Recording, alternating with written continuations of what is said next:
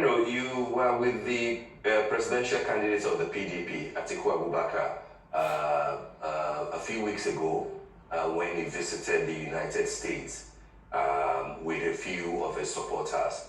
And there were, a few issues, particularly from the opposition, around his visit. Do you have a clear idea, because you were with him, of what that visit was about? Because what we had was that he met with low-ranking officers of the United States, over there. What was the subject of discussion? Is it about the 2023 elections? Is it about the terror alert that America, announced as far as Abuja was concerned in terms of security? What was that U.S. trip about? And was it really necessary for Atiku Abubakar? Well, the U.S. trip, he was invited by the U.S. State Department to meet with them, and he went for that meeting and he met with the U.S. Assistant Secretary of State for Africa. So, I mean, if you're meeting with the U.S. Assistant Secretary of State for Africa, how can that be a low-level official?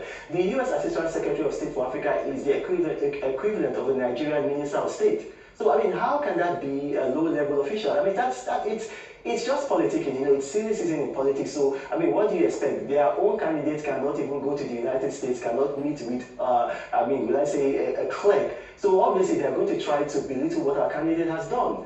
So our candidate went to the United States, went to the State Department, we met with Imoli McPhee, U.S. Assistant Secretary of State, and they discussed the elections. They treated him like a commander-in-chief, like already the president of Nigeria, because obviously he's the front runner.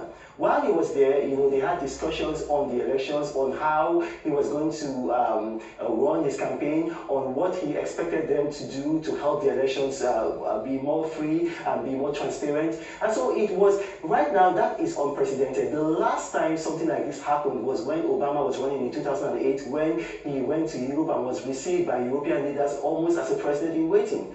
So it is very, very silly for the APC to say what they did. Waziri Atiku Abubakar was in the United States. He met with Imoli McPhee. He also went to the U.S. Institute of Peace. He met with the CEO, or rather the head of the U.S. Institute of Peace. He also went to Voice of America. He gave an interview there. That was a phenomenal U.S. trip.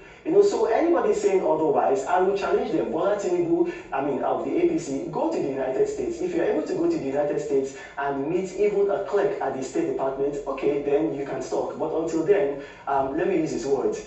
Please keep short. I think that's what he said. No. He said, please shut up. So I'll use that word. I'll be polite and say, please shut up. Are you saying, Reno, on record that Atiku Abubakar went on invitation of the U.S. government, or he sought an appointment to speak with them?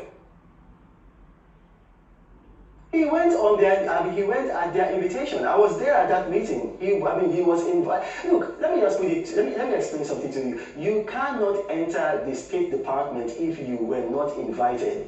Before we came there, the names of the people who were going to be allowed in were already there. So he did not seek an appointment. No, you have the U.S. Embassy in Nigeria. You are a media house. You can contact them. He was invited. He is the front runner. I'm not saying they invited him and told him he's the front runner. But what I'm saying is that the mere fact that he was the first person to be invited is obviously flowing from the fact that he's the front runner. So he didn't go there to seek an appointment. No, he's very busy in Nigeria. That's why you see that when he went there, he didn't stay for long. He had his appointments and then he went back to Nigeria.